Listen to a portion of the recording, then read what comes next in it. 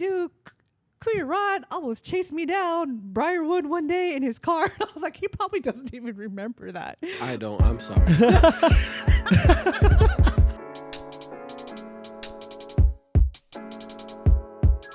Welcome, everyone, to the Flyby Podcast, a podcast that was carried on and inspired from the GERM documentary, where we and a guest will talk about their purpose and passion from pain, and we're here to share those stories and share them with everybody. Oh, yeah. My name is JR. And I'm Kirin. And again, we have a very, very special guest. Actually, for those of you who we hope watched the first chapter, and if you haven't, go back and watch it. This was the first guest that we named that we wanted to get onto the podcast. And I'm very, very happy to introduce to you all Ron Tha Kuya Galido.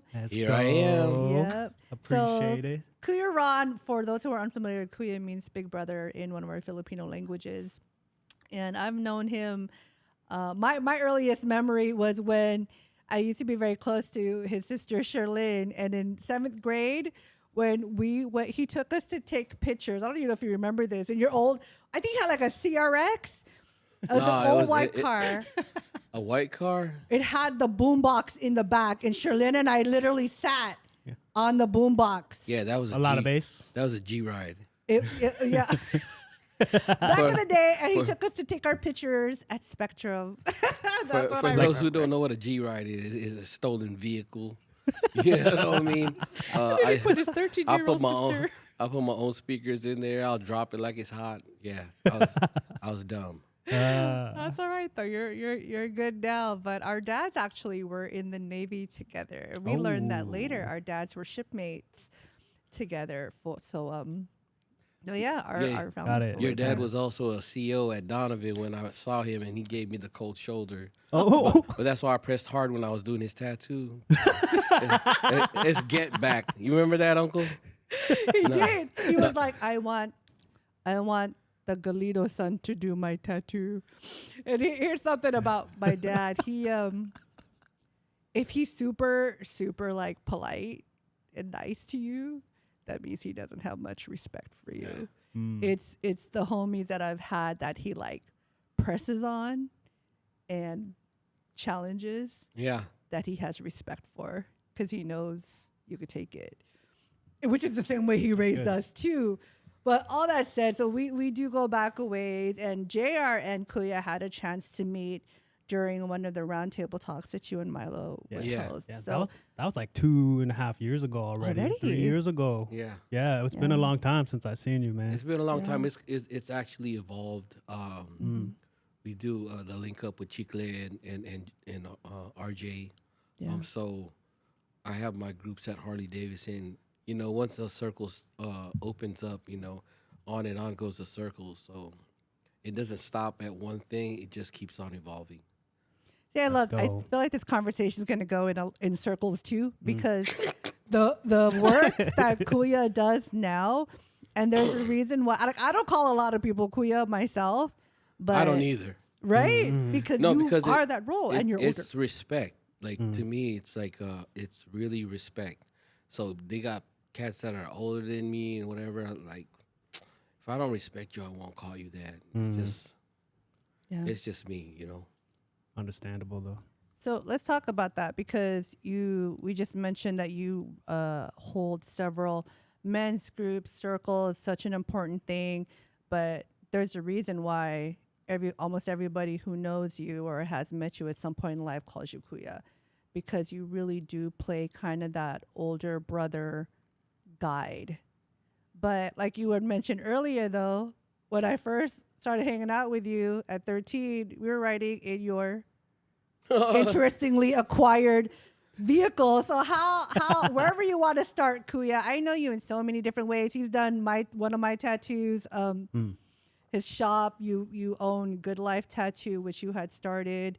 I know you've mentored so many people, not just professionally, but even starting way, way back in the day. You've been a leader of men for a while. So how'd that happen? It's a gift. You know, because other people could have the same vision, but if they don't know how to lead, then they don't know how to lead. It's kind of, you're born with it. It's something that can't really be taught. You know, you can play the role, but if you can't wear the hat or the hat don't fit, it ain't for you.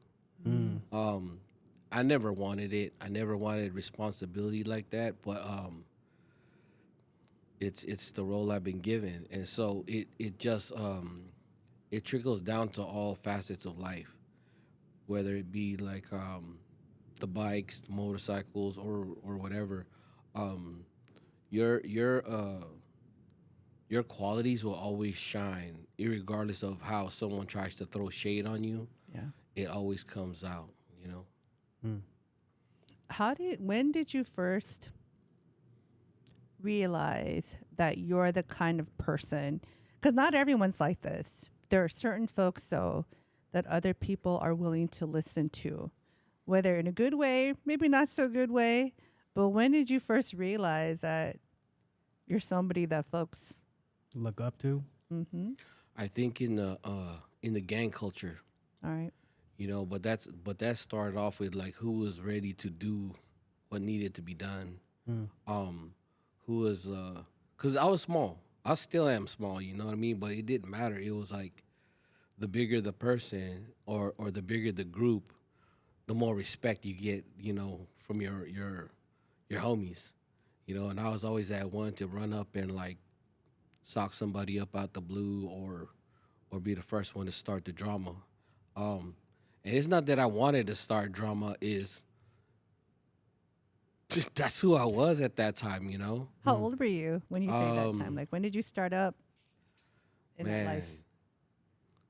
it was early. It was early, probably 10 years old. You know what I mean? 10 years old back then and 10 years old now is different. Yeah. You know, like Yes. how they say, like they go like 50 is the new 40, is because we what we viewed as old back then is not old now. Yeah. Yeah. You know, so back then we had more responsibility as 10-year-olds, and we had like we were latchkey kids, and you had the key. But growing up, man, we walked. We walked. I used to go to school at West Hollywood Elementary, and we would have to take the bus. Well, one day we missed the bus, and we ended up having to walk all the way from West Hollywood to right in front of the Scientology building where we used to live on Barrendo Street. And so, man, we were with a homeless man who was getting us famous Emmett cookies. It was different. It was Yeah. a different time. It was a different. So our responsibilities were different, and so getting into the it's crazy because 10 years old, I already wanted to be in a gang. Why? I was because that's what I saw outside. Mm-hmm. When we were out in the street, we didn't live in like houses. We lived in apartments. So This was in LA. when you yeah, were still by so Hollywood. everybody in the apartment, we were all friends. Yeah. And people in my apartment had cousins that live across the street in that apartment. We were all friends. So it evolved into a street gang, you know? And then the older homies from a different gang, we were just like, I guess it was like a probationary gang. You had to be from this gang first to test your, you know, just to like, it was like a vetting system kind of. Yeah. You know what I mean? If you made it, then okay, you graduate. I graduated when I was 12. So it was a quick transition into like just doing stuff on your street to like getting out there and like repping the set, you know? Yeah. And that was a whole different thing because back then there was I saw it on your on the trailer. Yeah. You had the homies and the doctor scrubs. Those are my homies. Oh, for real? Yeah. So we were known for doctor scrubs. Oh. We were known for camouflage pants, kung fu shoes, trench coats back in the day. Really? That was gang attire. So every gang had their own attire, and that was Yeah. ours. Okay. And one of the telltale signs is that you couldn't like get past was the burn mark on the hands, you know, Yeah. because there was like you were marked, you know. For us, it was a show of like brotherhood, and you know you were initiated, you're part of the crew, but Right. when other people see it, that's a sign you're a target, you Right. know. Right. There's no denying that you was from it. It's like nowadays you got people who hide, you know, they're busters or whatever, and You know, when they feel safe, they claim, but when they don't feel safe, they're, oh no, I don't do that. Yeah. Like, I just saw you with these homies. What you talking about? Right. In social media, it's a whole different, like, I guess, terrain you have to navigate these days. Yeah. Because if we had cell phones back in the classrooms, Oh my, can you imagine? I mean, it was bad enough. Like, hey, there's gonna be a fight Right. down the street at what we called Safeway Park back in the day. It was on and cracking. You just seen the flood of Filipinos going down that way. Like, oh yeah, there's gonna be a fight. Let's go. But it was some crazy times back then. Now it's just a whole different ball game. You know, it's like, I don't even know, with so much money to be made, like, people paper chasing and stuff like that, and you don't even have to show your face on Instagram or whatever. You can make money. Back in the days, it was just selling drugs. All we knew was to sell drugs, and so it was all street. Yeah. Everything was street. In person. In person. In person. Right. Interactions. Yep. Word of mouth. Word of mouth. Yeah. But yeah. Oh man. When did you? So you were in LA still at that time. When did you come down to San Diego? Oh, I lived my whole life back and forth. Yeah. Really? I remember you telling Yeah, me that. so it was like, it got hot down here. I went up there. Yeah. I did something stupid up there. I came back down here. And with the different, like, you seen that the my brother's celebration of life. Yes. There's a lot of homies, right? Those are representatives of different cities Yeah. that So- came out. Can we pause that real quick? So I'm purposely wearing a interested to know shirt, that. and I want to shout out Dennis Big D Galido, who we recently lost, Kuya's Yeah. brother. Condolences. Yes. Larger than, I mean, he was not only just taller, but he had like this huge personality, this larger than life personality. And I still reflect on it today because when we were at the celebration, there were so many sets from all over California, even the country, who came down, paid respect. I'd never seen so many different sets in one place, and there was no drama. At least that I saw. That's dope. There was no drama. So you were saying that I saw. So you had all these people representing in Yeah. honor of him. That's what's up. Yeah. But what were you were about to say at the celebration we had all these different cities. How many cities were there? I don't know. We There's a had bunch. boys all the way from Oxnard, Chino Hills. We had, LA, Cerritos, the SD ones, Yeah. and then Even down the La south. Puente ones. So it was just a gang of different ones. But I remember doing like dirt with a lot of them, and we didn't get to see each other often. But then, it's sad that during funerals is when everybody gets together. Right. Yeah. I even seen the initial 4 that I started it off with. When we was just barely, I guess, junior high going into high school, starting off the set back in those days. They were there, and it was sad. I seen one of the homies. He was in a wheelchair, and everybody still has their own struggles. Sure. Some people don't make it, and some people do. But it was good to see a lot of the faces there after all these years that we still had memories to share. Yeah. Right. And so that's one of the things now is like, doing podcasts or creating that carbon footprint, Right. it's for your legacy, man, so that your kids or kids after that or whatever can see like, yo, man, this is your grandpa or this is your uncle. And I think it's really important to have these things and these conversations because there's a lot of untold stories out there, and that's why I was really happy to be a part of this, because it parallels my life, It's something that I was probably a part of, because being in that gang culture, it's like we were the ones that set the trend, from just like I said, my transition into being a full-on gang member, man. We were like sticks and stones, Yeah. Then it became chains and knives, and then then evolved into guns. So it's not my fault, but I take responsibility, for the things that happen for like anybody who had to go through that. Yeah. I believe that I went to jail so that others don't have to. And so I make it a point to like, guide the youth, mentor the youth. I mean, we went into the correction facility to talk to kids that were in there for murders as young adults. I mean, young kids Yeah. coming as young adults who didn't have the guidance or the outlets. And so now they were graduating class. I know. They were like freaking going into fire camps and they're ready for the world. But Yeah. the OGs back then were like we were like trying to perpetuate violence. We're trying to keep the lifestyle alive. Yeah.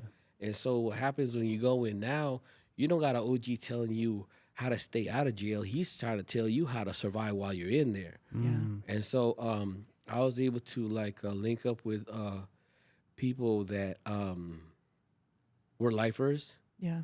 and that they saw something better for me. And so I got schooled by guys who put me on my hustle, put me on the grind, When you were in prison. when I was inside. Yeah. Wow. And the funniest thing, it's not funny at all, but he was like a rival enemy. Mm-hmm. End up becoming my Really? best friend. You Yeah. know what I'm saying? Wow. To this day, he still calls, or I get calls from somebody who's connected, and he goes like, "Hey, how you doing?"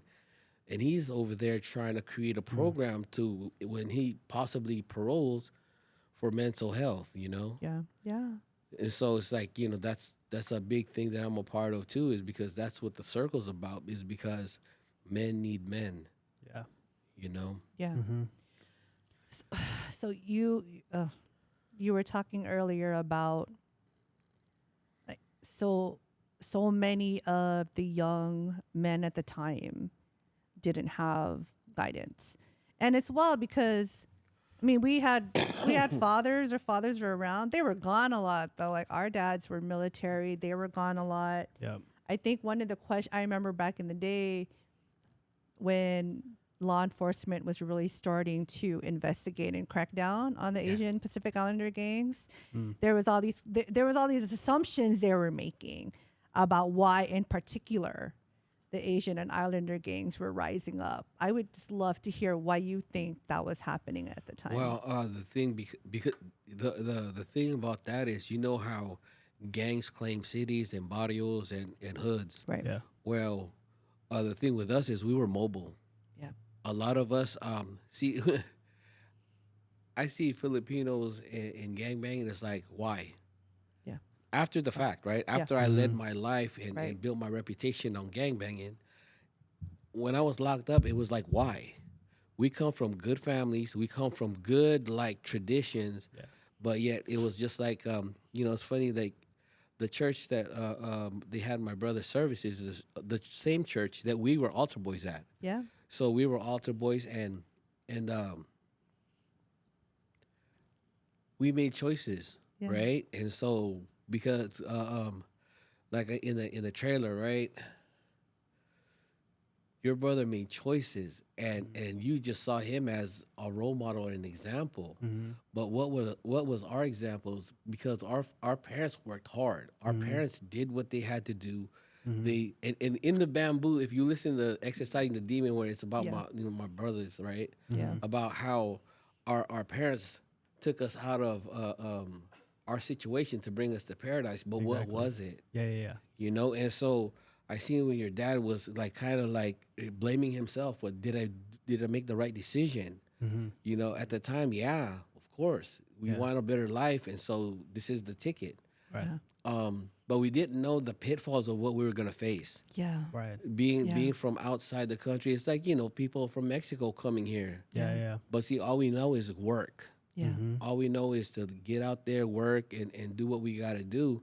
And so that leaves the kids to suffer at home without Without parents. Yep. I mean, we were latchkey kids. Yep. Yeah. Like we cooked our own like salami, our bologna sandwiches. Spam. Top And then, ramen. and then Corned they would beef. say, "Don't Yeah. turn on the stove." Like, dang, How are we gonna eat? how we gonna You eat? learned how. So Yeah. we learned. Yeah. And then you got your kudos like, "Oh, that's good. You didn't burn down the house." But it's there's a lot of families that have been suffering through the same thing, and it's because Right. what brought us to, I think what brought me to gangs was an identity crisis. I didn't Okay. know who I was, and I wanted to fit in. Right. And I saw myself fitting in with a group of guys with the same problems, where their families were working while we Yep. were on the See? streets running amok. And Yep. so we were our own protectors. We were our own, like, what they call now safe place, where you can be like stupid and and they still accept you. Yeah. So It's a belonging. yeah, Yeah. the camaraderie was strong, Yeah. and back then we were fighting each other because one spoke Tagalog and one didn't. Yeah. One had an accent and one didn't. We talked about that too. Yeah. Yeah. And so that's where, like I said, the identity crisis. It's like we weren't proud of our culture back then. Yeah. Yeah. We wanted so much to be part of the American fiber that we took on roles that weren't for us. Right. Because we come from rich history. We're side by sides with the Mexicans. With the migrant farm workers. Yeah. So when people say, what's up with that Mexipino, that I did for my my nephew, because he's Mexipino, right? I said, do you even know where that comes from? Yeah. There's a real history. There's to a that. real history of where it originated, where they had the Manos, the Playboys, and the senoritas out there be like, hey, what's up at the clubs? Yeah. Yep. They had their little dance halls and stuff. And so, work hard, play hard, conceiving babies, Yep. Next thing you know, got a Mexipino. Yeah. Yep. Mexipinas, and they're thriving. I love it. I love culture. Yeah. But the gang culture, it really absorbed a lot of my life and energy, because it was 24/7 gangbanging with me and my brothers and, my sister as well. It was like, that was life. Yeah. But now that I see it, it was like it was death. It was death to who we were as people, because we lost our morals. We lost our foundation, Right. that our parents had for us, and we had to learn the hard way. And so here we are. I have it's a really nice, colorful story to tell, but there was those struggles that we put our parents through. Right. Right. Just trying to rebuild that foundation back. So when you were gangbanging as a kid and then you end up getting locked up, did your perspective change and then you started like a different life after you got out? No, it started inside, because I discovered who I was. The things that we fought for on the street were like stupid. There was nothing in It comparison. was like, why are we just doing that? yeah.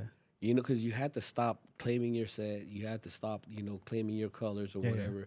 And it was just pare, Right. like that's my Alright. pare right there. Mm-hmm. And even in the other's car, where it's a mixture of races of Polynesian, Asian, or whatever, Yeah. the pare stuck together, because we ate the same things, we talked the same thing, talked the same language. Yeah. And now the another camaraderie was born, And so, there's guys that, like, it bleeds into our outside world. Yeah. Like Yeah. when you see at my brother's funeral, Yeah.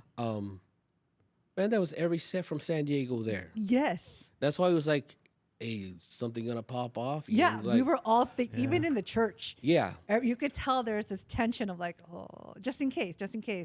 Yeah. But at least that I saw, nothing happened. And there was even this, it felt like a lot of love, and it felt like a bunch of tired people who were like, dude, let's take who we still have left and like Yeah. not waste time. That's what it felt like. That's what it is. That's good though, because I think that regardless of where it is that you guys came from, regardless if you guys are from different sets, you guys came out for a specific purpose, and it was like that form of it. To me, that's like a form of unity Yeah. within those different like gangs that came out. Because similar to my brother's situation, like I don't know if you know too much about my brother. Like he was essentially from different sets. I know this is like a different topic, like going from different sets, but he was that. And when he had passed away at the funeral, there was multiple sets there. And we had the same type of feeling, like is shit gonna pop off? And during that time, it was still pretty like hot. Like we thought something was gonna happen, and it didn't. And I think the reason being is because they came here for when Germ had passed away. And to me, like when I analyze that now, I just think to myself that I think a lot of people that went through that life, they realized that that it I they just have like the same perspective that they knew that it wasn't the right thing to do. That lifestyle wasn't the right thing, because the consequence of what can happen is when people pass away, it's like no one wants to pass, like no one wants their their people to pass away ever. And then also we don't want people to get locked up either, because we see a bigger picture to what life is about. Like what you're talking about when the identity crisis. I feel like every single person needs to be able to find themselves somehow, some way. And I feel like when it came to your generation, finding that identity was key. All of us need that. And like, unfortunately, like back in the day, we didn't have, you guys didn't have that any type of examples, like those types of role models. That was the thing. And like for your parents, because it was similar to mine. I know I'm a different generation than you guys. When my parents were not, like they were working all the time. Me and my brothers, we had to figure out a way of how to be an American, quote unquote. My eldest brother had to fall into the gang life, but for some reason, and I think it's just because of the generation and what information is getting passed out, like what we're influenced by. But I feel like my brother was that tail end of that generation of getting so involved into it, and then years later, it was me and my other brother that didn't fall into that. But anyways, I'm sidetracking now, but I feel like all of us in unison know what is right and what is wrong. And it sounds like even at the funeral that you guys, attended with everybody there, we all have the same perspective that we know what it is that's right. We're not like always against each other. And I just feel like there hasn't been something exactly to make the unification better. But anyways, yeah. Well, I think, and what makes me happy about knowing folks like Kuya in particular, right? Because everybody, because you and D were so notorious back in the day, right? And it's funny when I brought up, okay, remember the other project about trying to write a book on this eventually. I brought that up to one of my friends who used to also kind of be in the life, but he's closer to my year, and he was like, "Dude, Kuya Rod almost chased me down Briarwood one day in his car." And I was like, he probably doesn't even remember that. I don't. I'm sorry. I'm going to play this for him. But I was like, he probably doesn't remember that. And he's like, he probably doesn't remember it either. I go, a lot of us have done some shit that we're not all proud of, all of us. But I had said this in our text, it's not even so much a penance thing, but I feel like a lot of us are now trying to be what we didn't have when we were younger. Yeah. The efforts that we mentioned earlier, if we can move into that, Kuya, like these groups that you're doing, because so many of our men, especially from our I think your generation and younger, our younger men, you all are at least able to recognize and articulate the way you feel. Thank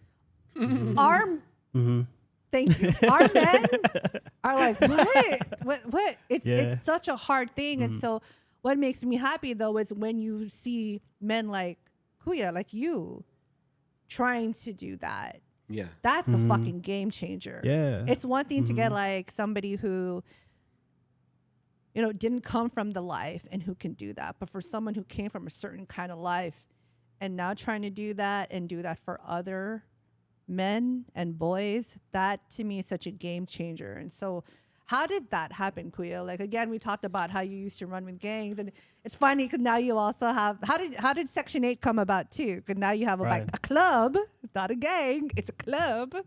How did that come to be? That's a lot of questions. I know, I'm sorry. Let's start with Section 8 and then we'll go into the men's I'm going to groups. focus on the men's group Yeah, part because that came through an interview that I had with one of Bamboo's friends that got us, that did the voiceovers, right? And so, For the album. yeah. You guys are doing the And so when we were working on that, it's like how can I speak truth without glorifying that life? Yes. You know, Yes. because that's you know, my brother, he was all like, yeah, man, was gangbang 24/7. No, woo, woo, woo. And you about to murk these mother lovers. And I'm like, come on, bro. Yeah. Like, we're trying to, when given a Oh, I missed platform, it. right? Yeah. I missed that. We went to, this is funny, true story. We was invited to go do a video shoot for a friend. And, yeah, it was about money or whatever and guns and drugs. And this guy, you know, they had props and all this stuff. This guy brings a real gun, cracks it like this, and had everybody ducking, like, oh, shoot. And that's typical Big D. That's typical Big D. He's laughing right now. And I'm like, yeah. But when those That's happen, funny. yeah. I wish you had been. And then him go like this, and everybody just duck. But when we were doing that interview and whatever, that's what kind of sparked the transparency. And so I think because we were suppressed as kids and not being able to express what we feel or how things are really going, it sparked something in me. Like, if I'm going to say something, I'm going to make sure that it counts. Yeah. And so that I don't just play with words, or I don't just talk just to talk. Right. It has to be transparent, and it has to be real. Yeah. And so the other circles that I've been a part of was always like exposing myself, because I wanted people to feel safe. Yeah. Like, yeah, I'm scared too. Yeah, I struggle with this. Yeah, I'm struggling right now. What are you going through? Because when you share that type of that vulnerability, it makes people feel safe to share theirs. Right. And a lot of people, like, we can go around the room and somebody here will cry. Oh, always. Somebody here will cry because there's something that they needed to let go but didn't have an avenue. Yeah. And so that's what I base my circles on, you know, honesty, transparency, and vulnerability. And it's needed, especially in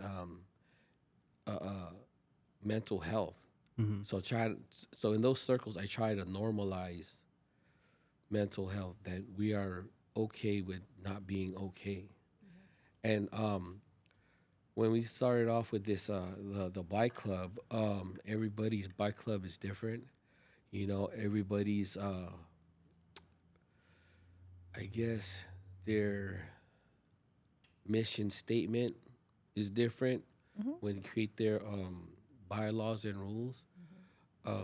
My thing was, when you said God first, it's God first. So every Saturday we have our group, and we don't have those meetings what other people call church. That is church for us.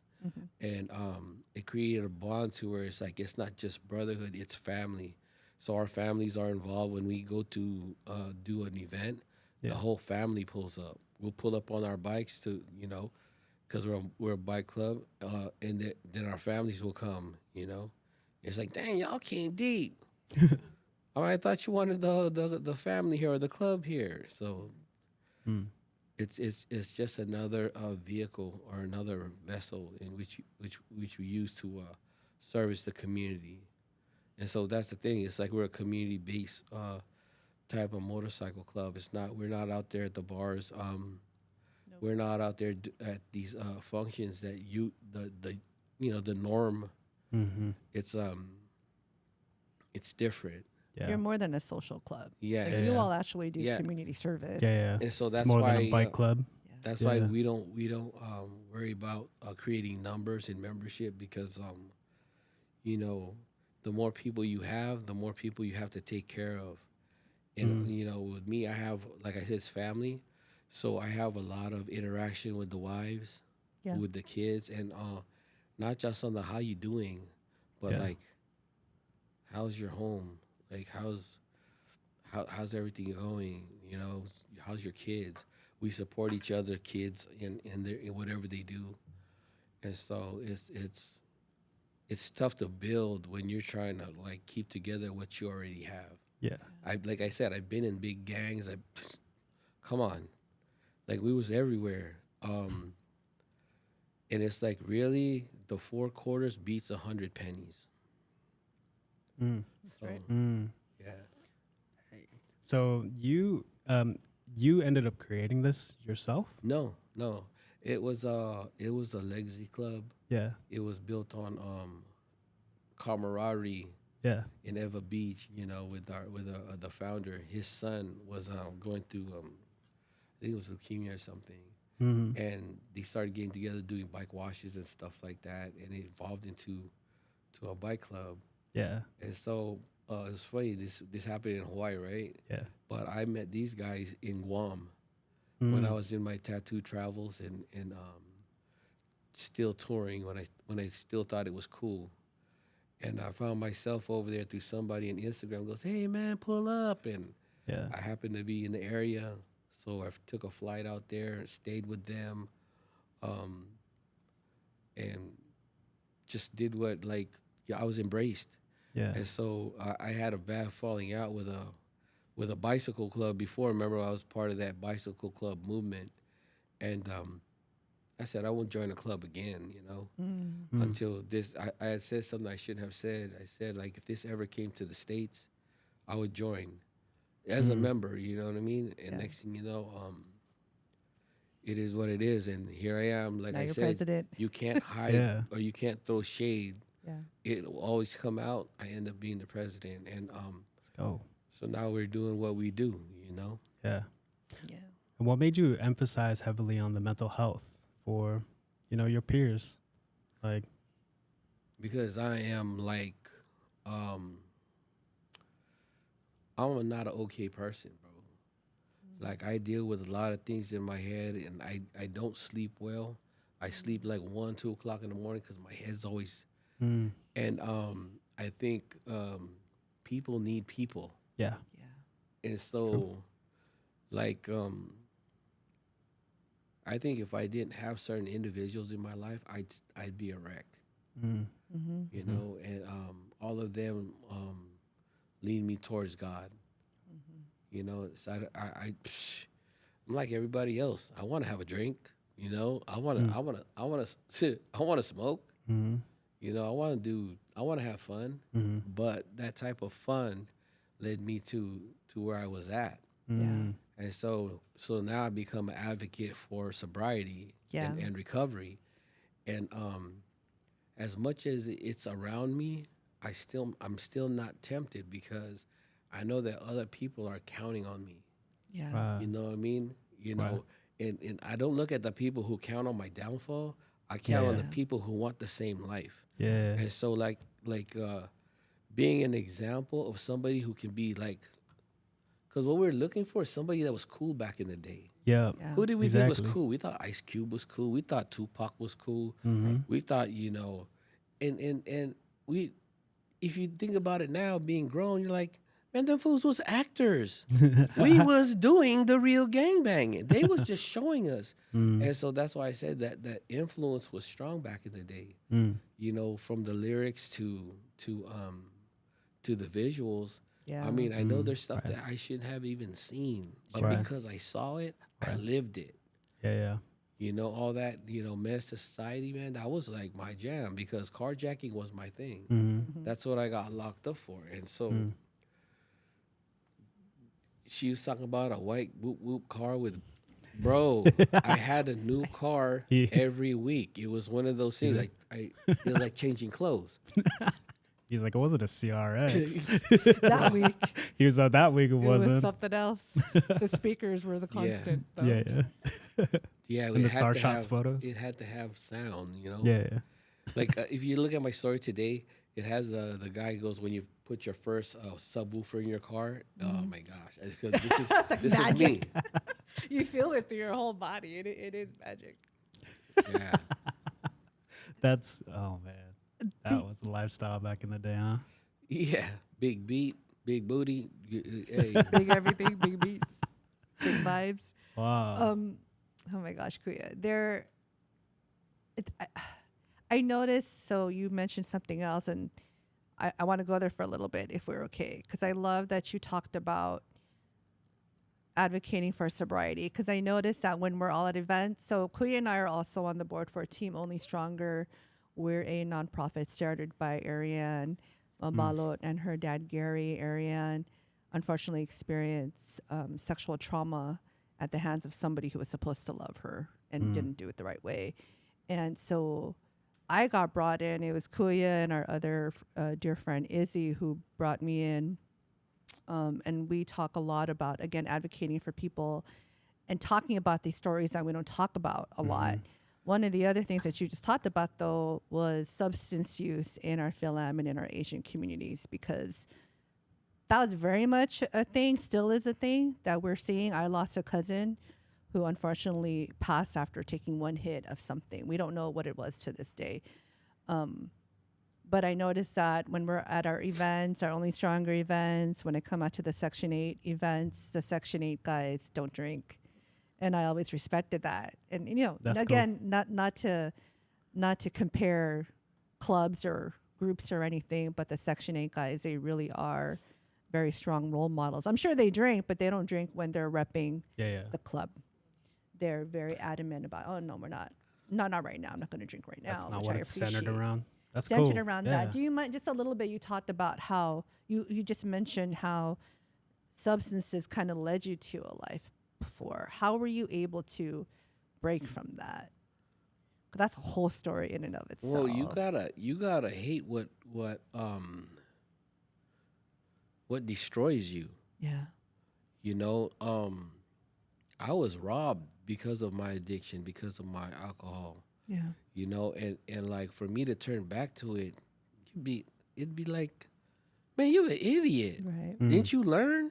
Right. And so as much as like it's around, like, you know, there's a time and place for it.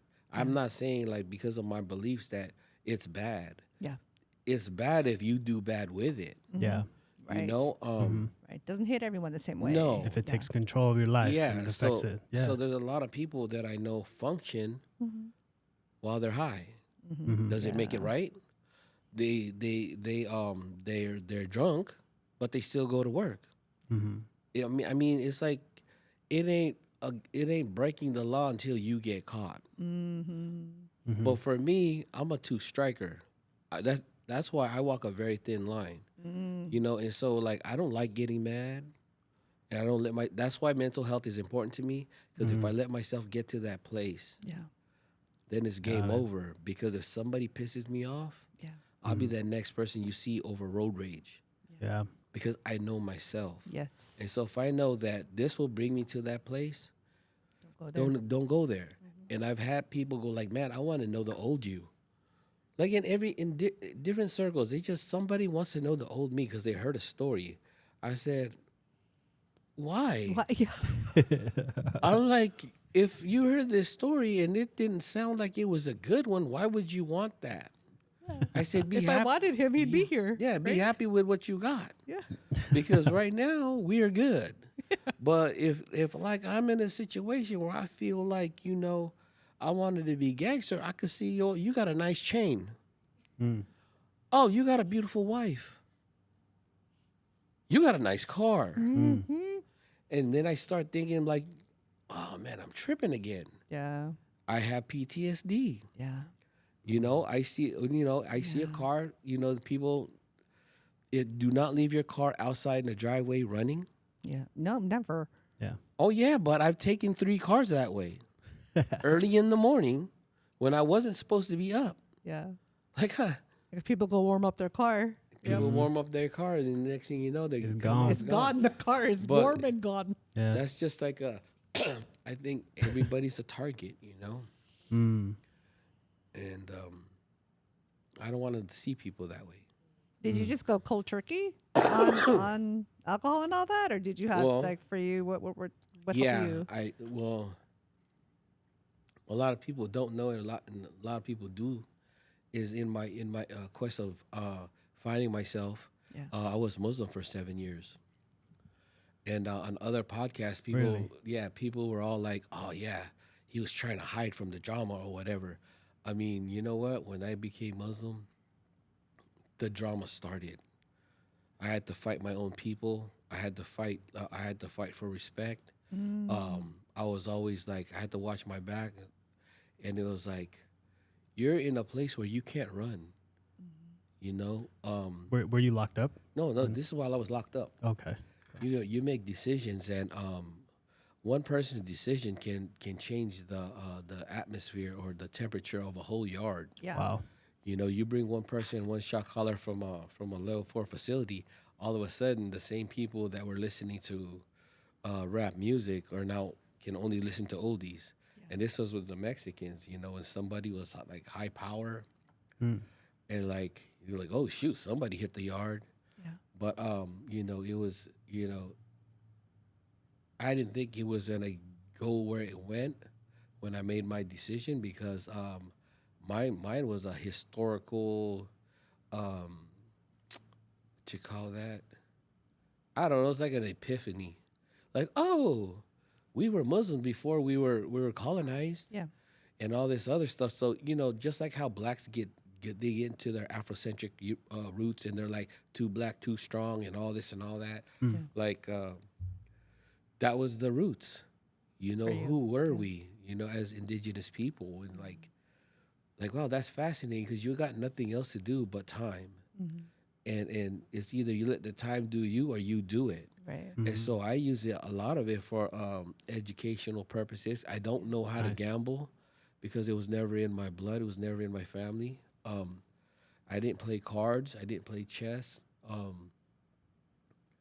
So what I did was I watched National Geographics. I read books over and over, and I was in reading the Quran and stuff like that. Yeah. But and so in doing all that, I became one of the most probably one of the smartest ones on the yard when it came to Islam at the time. Yeah. And so from being the guy who calls the prayer and the security, and I rose in the ranks and ultimately becoming the Amir of the yard. In the Amir of the yard, you became the shot caller. And it wasn't through force, it was through intellect. But when so when there was things on the yard that had to go down, they would ask you because you had that mind frame of or that mindset of how do I do this without sacrificing my people? Well, you just send one. Were you like the mediator a lot of the time? No, I wasn't because because of who I was, right? I was a Filipino guy leading a black car. I was going to say, were there a lot of Filipinos locked up No. at the time with you? Okay. No, and Okay. the Filipinos weren't allowed to talk to me because if they did, they got converted. Really? So I Interesting. had a homie Lazy that converted, a homie Dofo that converted, my brother converted. Yeah, I remember what he was. And so they weren't allowed to talk to me on the yard. They told my brother he couldn't talk to me, he couldn't walk with me, and all this other stuff. And you know, we had some Southeast generals that pulled up. They said, "What you mean I can't talk to him? That's my homie." Yeah. And so I was a reason for strife or trouble. So like, I dang, see. man. Wow. You were the So opposite. they were always trying to like cause some kind of something to get me rolled off the yard, transferred. But ultimately, I stood my ground, and everybody who was part of that time end up leaving one by one. Wow. And then I see them on the street because you know people parole, and I get this, hey man, remember? I said nah, but whatever, I forgive you. One of them cried Oh, and says, dude, we were just doing what we were told. back then. And I'm like, I don't hold nothing against you, man, because you weren't as strong as you should have been. Instead of calling him a punk, like he was a punk, bro. You just weren't as strong as you should have been, but that's okay. You weren't built for it. And another one was all like, oh man, you know. I'm like, nah, I don't know. But I understand. Yeah. And goes, I'm sorry. I'm like, we cool. Yeah. And he asked me, I tattooed his wife. Yeah. You know what I'm saying? And so there's a lot of stories that people don't know because I was on Bada Young's interview, and then looking at the comments and what people said, like, oh yeah, he was probably ducking and diving and hiding. Nah, man, it was the worst time because now I became a target not only for inmates but for police. Yeah. So when 9/11 happened, Yeah. man, they put me on lockdown because they thought my life was in danger. Because you were Muslim at the Really? time. Yeah, and I had a Osama bin Laden picture on my name card, and people were like, "You need to take that down." Yeah. I said, "Take it down, then." I ain't gonna do it because, like back in those days, my mindset was one person's freedom fighter is another person's terrorist. You know, Right. Wow. and just because like you see him this way, it's like that's your perspective. So everything is perspective to me. Yeah. Right. Yeah. Right. To this day still. To this day still, you know, but I'm not one to like quibble on other people's beliefs or perspectives because that to each his own. Yeah. You know, so you could be this and you could be that, and you know what? I'm happy because I'm me. Yeah. You have this. I love that you're at this place where you also aren't. This is something Jaron and have talked about in previous episodes too. There's so much wrongdoing done and to you and that you've done, but I love hearing that you've had people actually come to you and be like, "Hey, I'm sorry for the past," and you had it in you to be like, "All right, that's okay." Hey Yeah. man, I'm still here. Yeah, You know, thank gosh, right? Yeah. You didn't kill me, so almost doesn't count. You know. Right.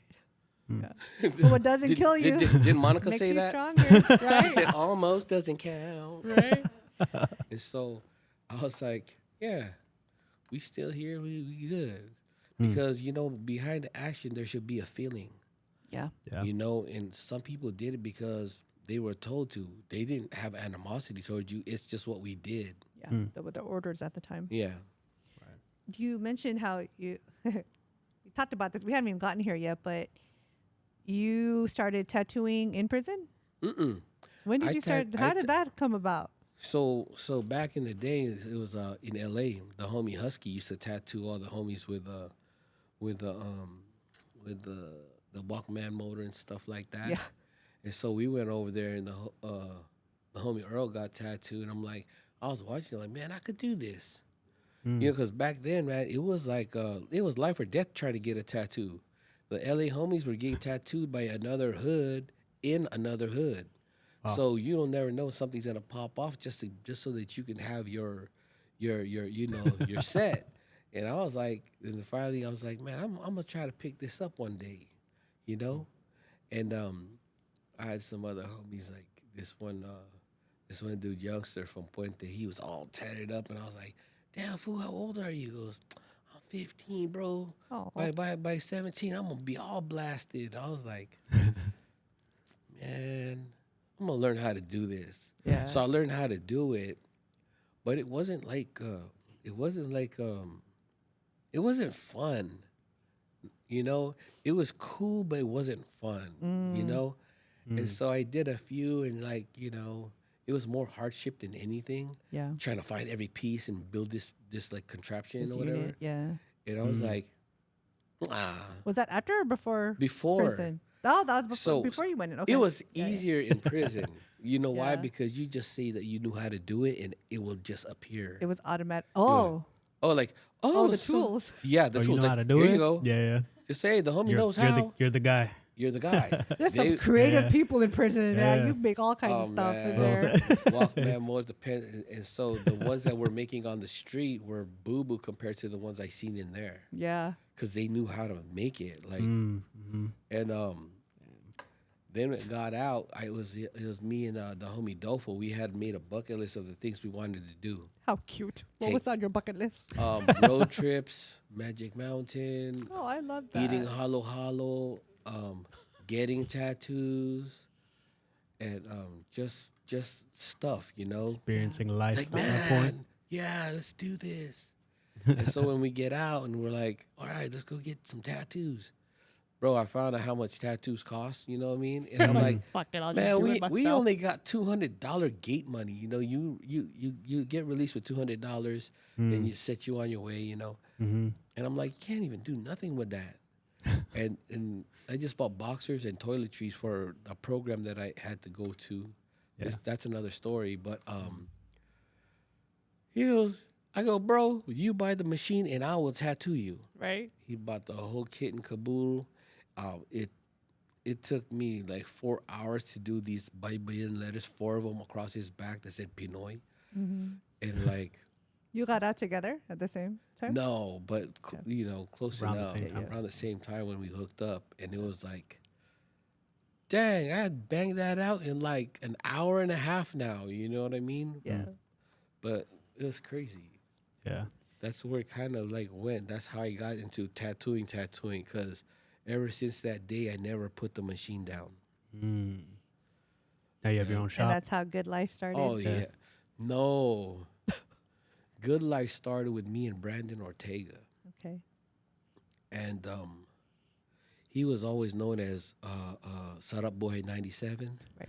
And the reason why it's Sarap Boy 97 is because him and my brother and all the homies used to hang out at the house. And Mom would come home from work and he goes, oh, you guys eat all my food and do all this. You guys ain't doing nothing with your life.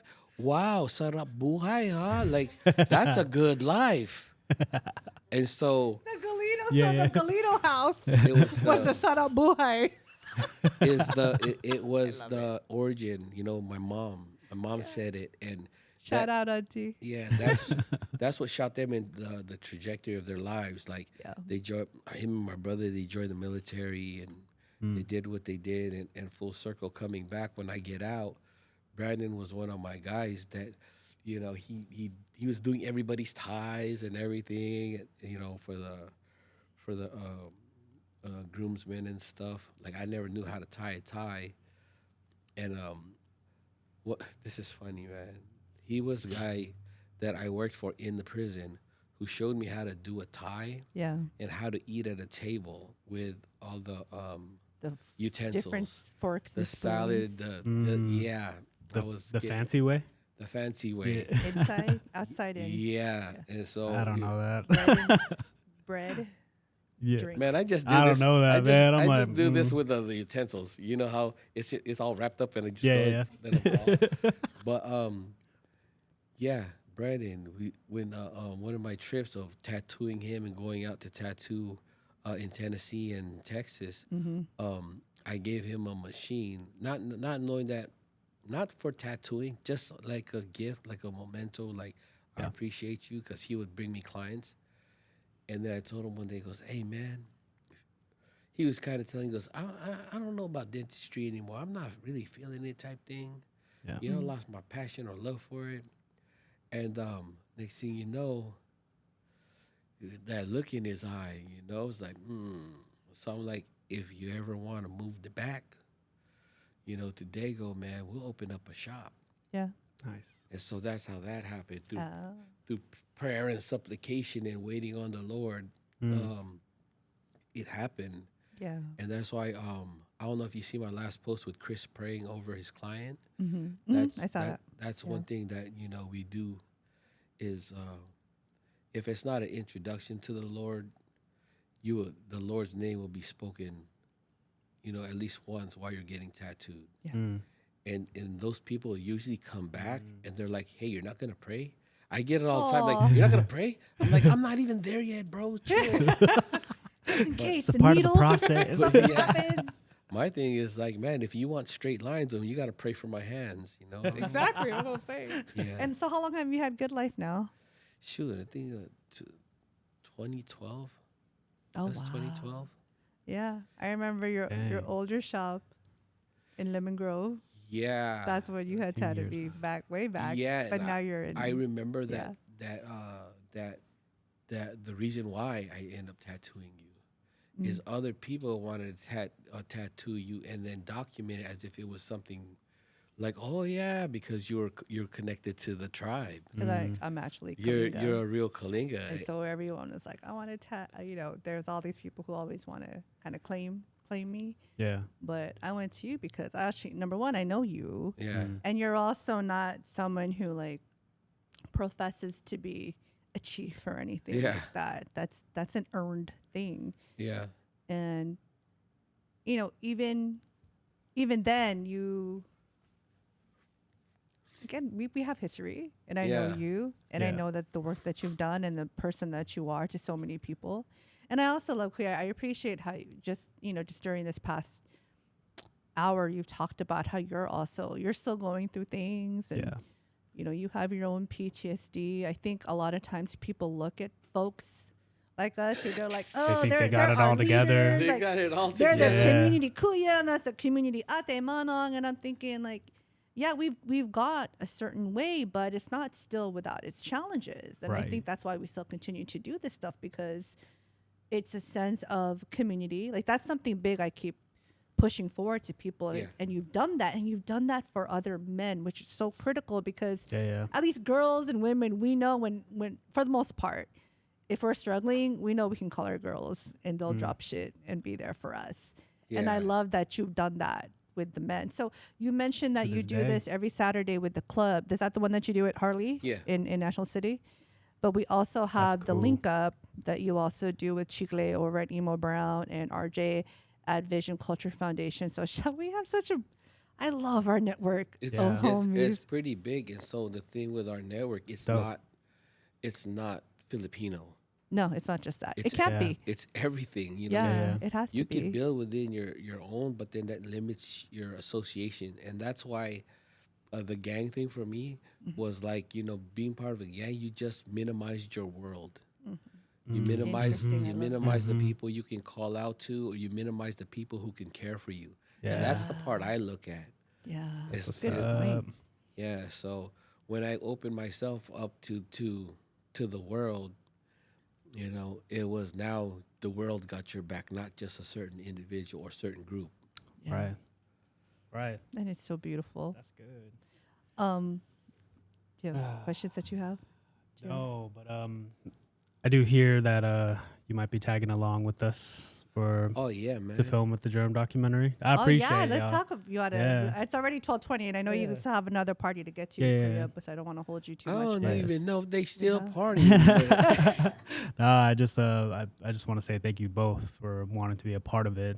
It's gonna be like a roundtable discussion. I know I don't want to put out too much information on what it's gonna be like, but Yeah.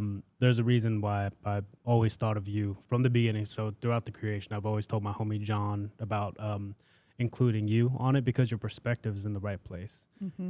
And yours too as well. And ever since we started creating, I always said I'm like, it's because that the OGs or the people that are older than us, they have been through situations such as gang culture, but they're actually making a difference to this day.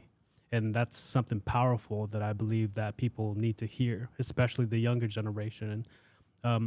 Because one, we're all a part of history and we want to be able to leave something behind. I know you were mentioning that. And to be able to do that with this film, and hopefully that it can be that piece where people are like, oh, dude, I didn't realize that these people have gone through this and I feel the same exact way. And I hope that this film can motivate them and inspire them, just because every time that you guys talk, like even through this podcast, previous ones, just knowing about y'all, it means, to me, it means the world because we're a part of it. And I feel like in this position right now, you guys are those main role models to what it was that you guys may have needed, what I need for myself, and what we like for myself, what I want to be for the next generation. So I appreciate y'all For for sure. coming on, man. I'm real. honored, bro. I think it's not only inspiration or encouragement for the youth, but I think it's a healing for those who've already gone through it, Right. but they don't even know. Yes. Like I didn't know I had PTSD until I was told that PTSD doesn't have to do with the military. That's what I thought, and then I thought that if you have PTSD, you're soft. No, it means that you've gone through something, and then you have like. I'll go into a room and I'll smell something and I'll be like, whoa, that smells like back in the day in the trap house. Or like, oh, this feels like 1995. Yeah. Like the vibe, and I'll remember and recall. So I'm not really good with dates, but I'm good with memories. Yeah. You know? Yeah. Mm. Then that. So Wow. like, just in the conversation, I know a lot of people that are still dealing, and like, Yeah. I get conversations from guys like, how do you do it? Like, how do you live this life and still be a good dad? Mm. But it's like, who said I'm a good dad? Yeah. Well, you're always at your kids' stuff and this and that. And I'm like, I'm trying to be a good dad. Yeah. Your perception is I already am. No, it's a work in progress Yeah, yeah. because kids change. Yeah. Yeah. Like one thing they like dinosaurs, and the next thing they like Roblox. CRXs. Yeah, yeah. I'm sorry. They like Mercedes, and now they like this. I'm like, dang, make up your mind. Right. And we have to be able to navigate. That's right. So it's like, like our people are celestial navigators. So we have to navigate with the signs, Yeah. Yeah. but we Yeah. have to have open eyes, and so Right. so I believe that, with a documentary like this will open people's eyes to like, man, I wasn't alone. I just thought I was. Right. Yes. Right. And so it's I think it'll be good for people like that too. You Yeah. know? Yeah. I hope so, man. Well, I appreciate Well, you, man. it takes somebody to believe in something, a vision, Yeah. and make it come to pass, or otherwise we'll just be talking about it. Yeah. Yeah. Right. So I appreciate you and doing what you're doing, because I know this takes time. Mm. It takes effort, and so I appreciate that, man. Yeah. Of course. Hey, bro. Appreciate it, man. Yes, sir. Aw. Thanks for having me. Oh, Kuya, of course. Thank you so much, Kuya. Appreciate you. Oh, all good. As long as as long as I can be of service, Exactly. And so I think if everybody can have that mindset of like, how can I be of support, or how can I serve, instead of how can I be served, well, Exactly. we'll see. The whole world would change. The whole world will change, and see that's where that's why I like to share my faith, because like I said, I'm a whole different person without Jesus. I'm like you said, notorious. That's just one word, Yeah. but notorious for what? Yeah, exactly. You can still change the It's- reasons. You can a lion's gonna be a lion whether he's in the jungle or he's in the zoo. Exactly. Put your hand in there and see what that mouth do. You know what I'm saying? So don't test me, player. That's where we're going to end. Thank you for joining Appreciate us today. Bye-bye. Appreciate y'all.